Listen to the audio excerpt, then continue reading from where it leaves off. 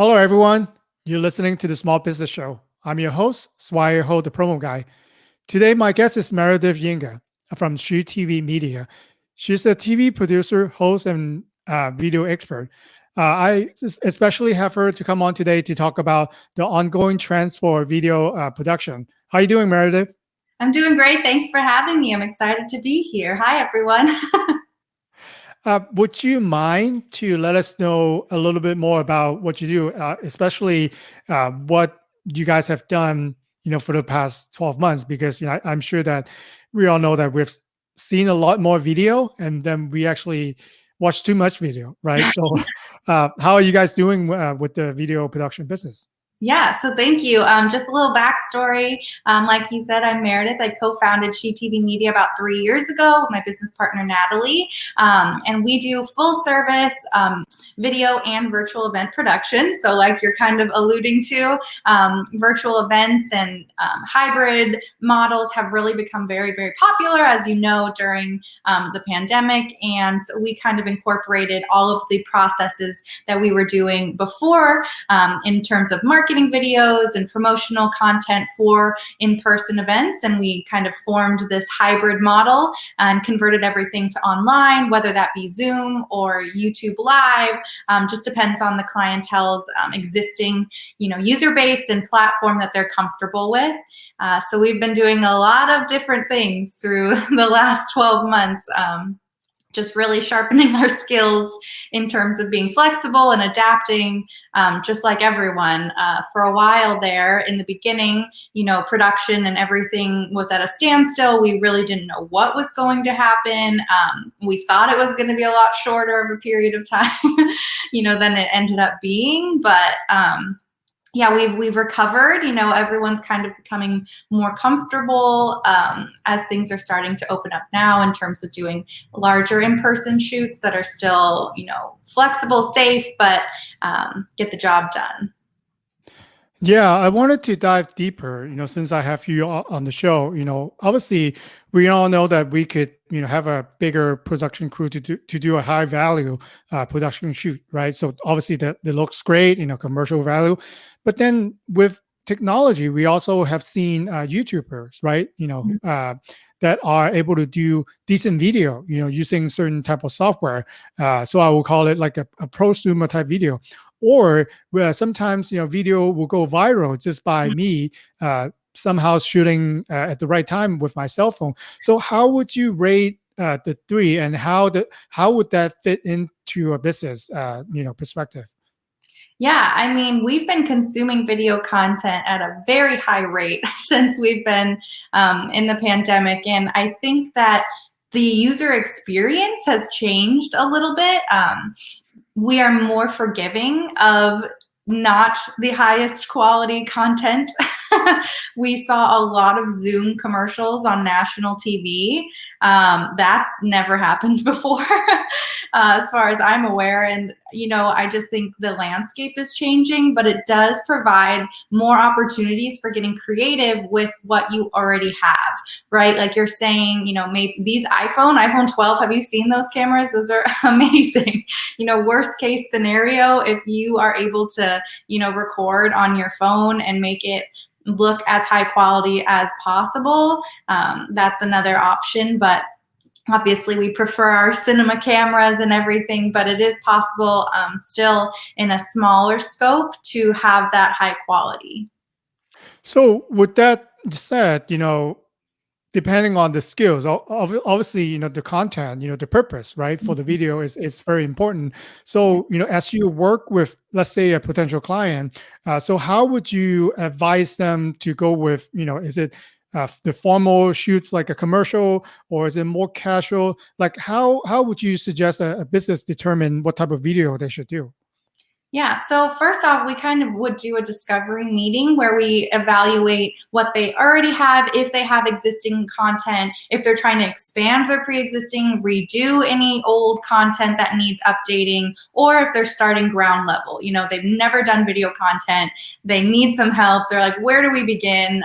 We kind of evaluate like, okay, what platforms are you already using? How can we incorporate this into your marketing strategy so that it makes sense?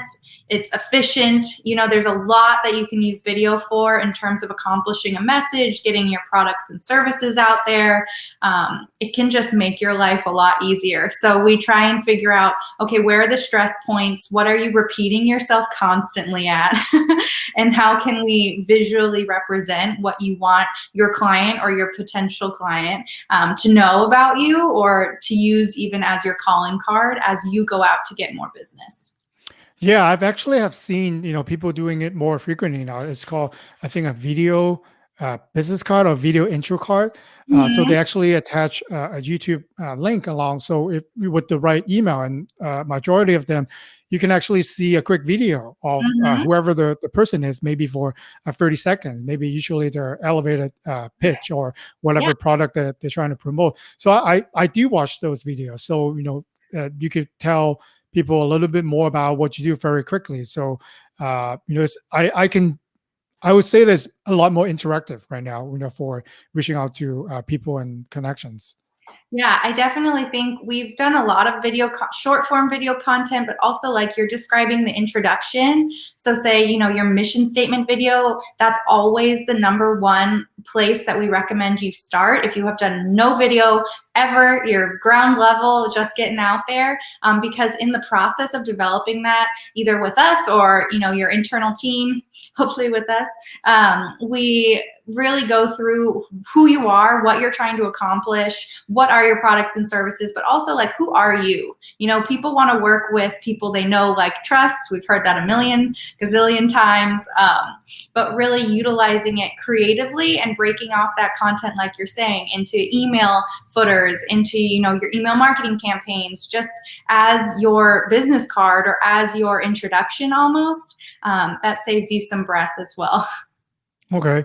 So wanted to ask you, this question, different ways that, let's focus on the past 12 months that you have seen people are able to benefit, using video. Can you touch on some of those? Obviously, we know about Zoom and we know about YouTube. Other things that you have seen and done that, are able to get good results from using videos?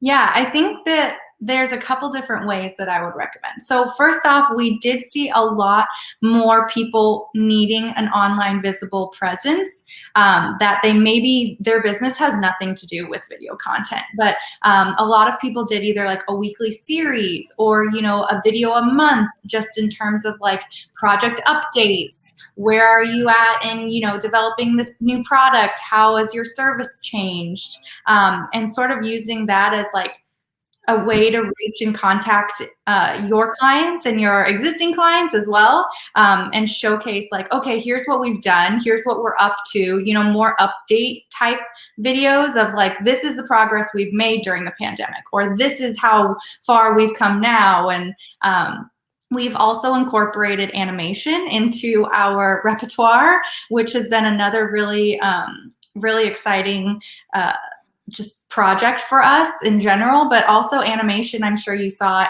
There were a lot of animated videos becoming popular and replacing live action commercials.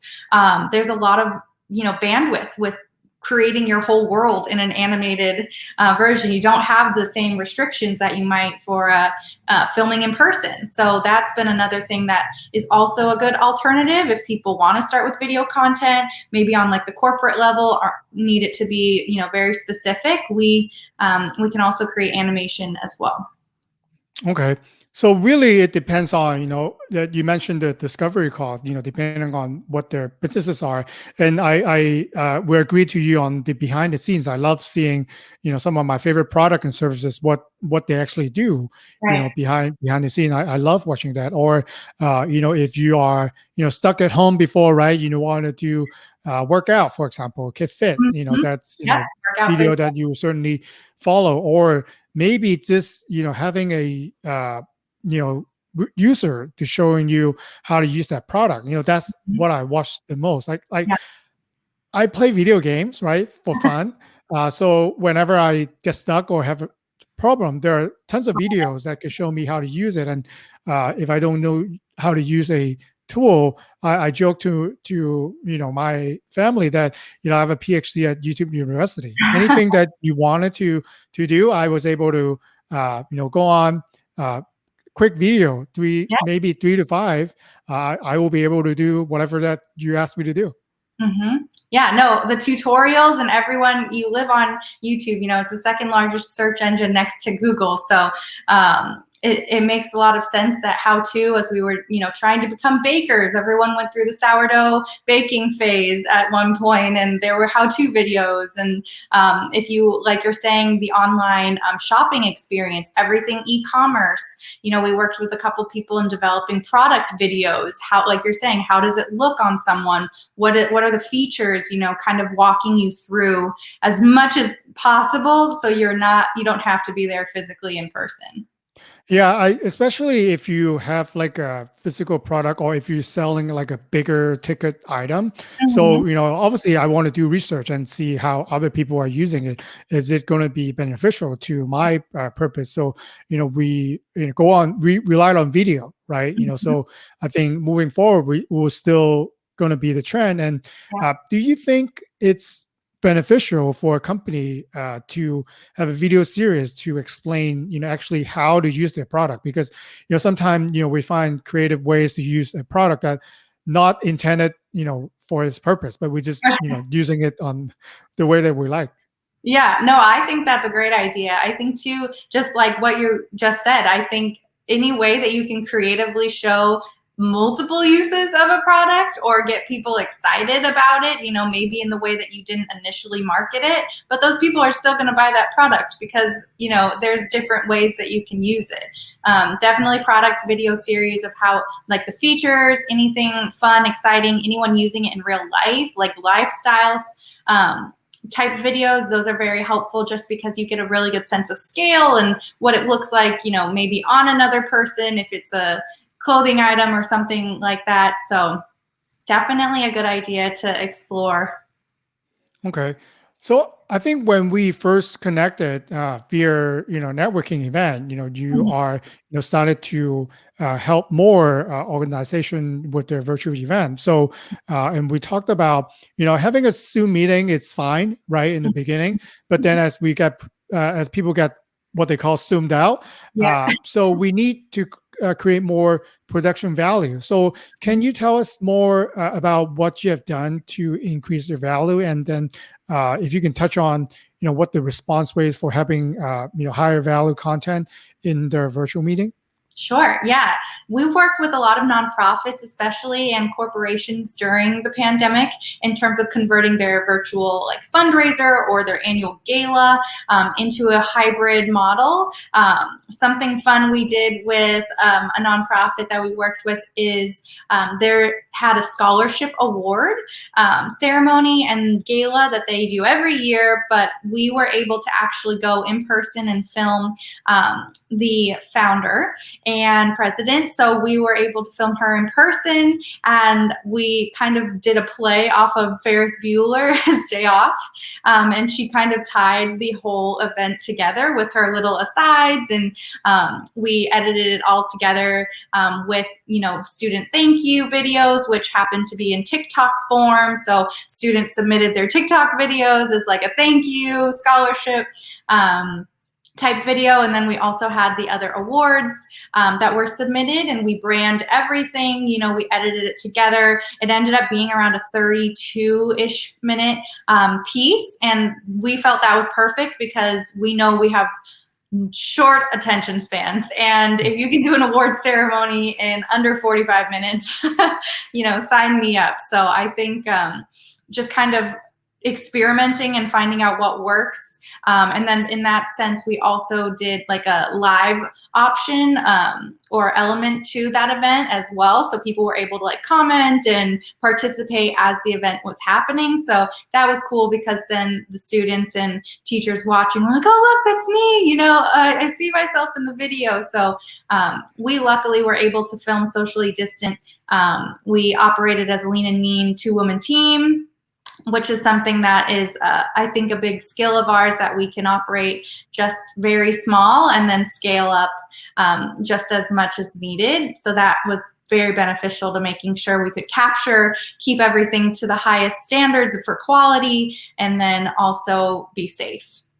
Yeah, that's interesting. And I think, being, creative, like you are, with the event, so you can actually broaden the reach for the organization. So maybe, they have an annual event, however many people they have at the meeting, that's all the engagement that they have. But by putting it Mhm. on different social media, for example, you mentioned TikTok, or maybe you go on YouTube Live or Facebook Live, you can actually get unlimited audience they're available to learn more about your own organization. I mean, obviously you have to be smart and know the creative process behind it, but then just by people engaging, commenting it, if you're a smart marketer, you know how to reach out to those new target audience afterwards. Yeah, exactly. And we would recommend to every one of our clients in the virtual event space to use that video, that fully edited video, to live on, just like you're saying, whether it be on their YouTube channel, in their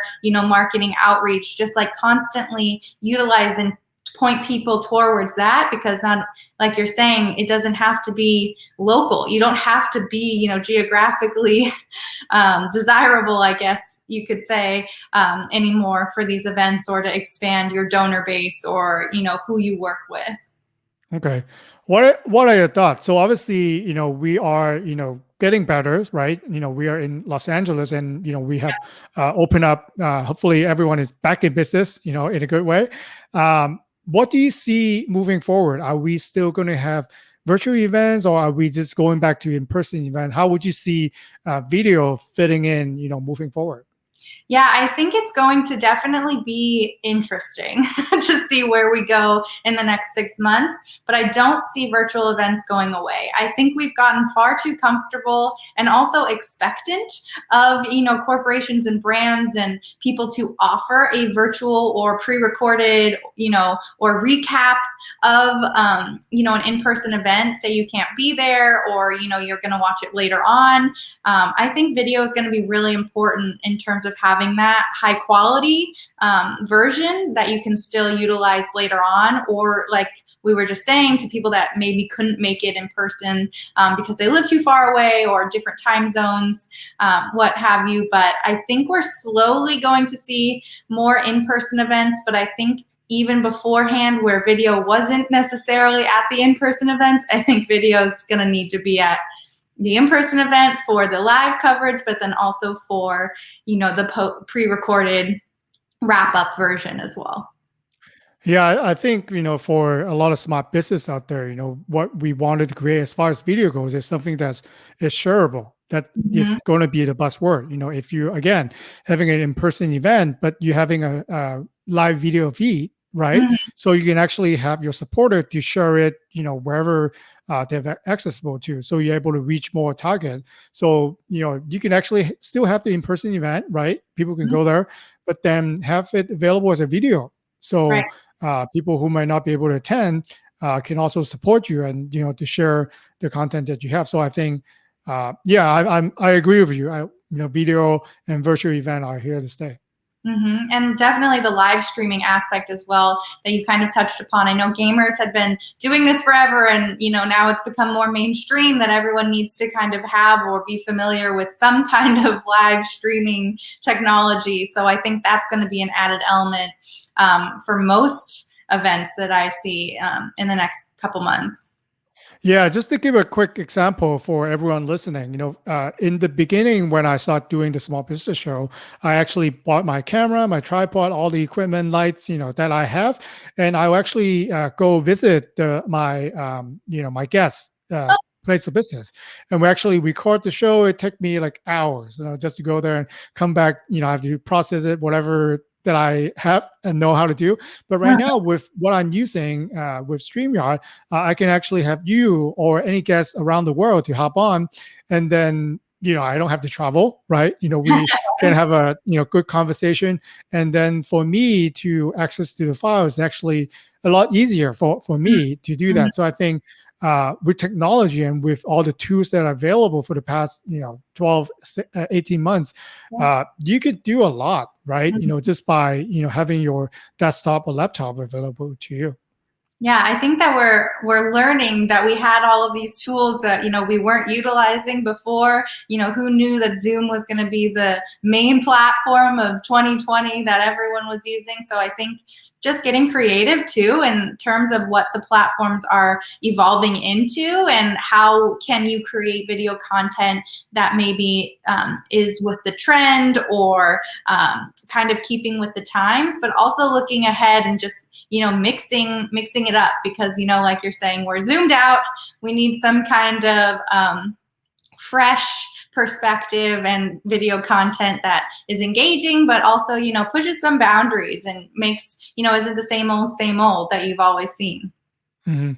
So I wanted to ask you a big question, right? And let's focus on small business out there, who might not have a really big budget, but then they realize the opportunity and they have to be on video somehow. How would you advise them to start? Is there a magical number that you have? You have to have 2 videos on your website. You have to have 5 videos, or you have to be on YouTube. Are there a magic formula or something that you recommend, to at least get you started? Yeah, I would say the magic number at the moment is 1. I know that's surprising for a lot of people, but Google, you are 53 times more likely to be featured on a top page of Google if you have 1 video embedded on your website.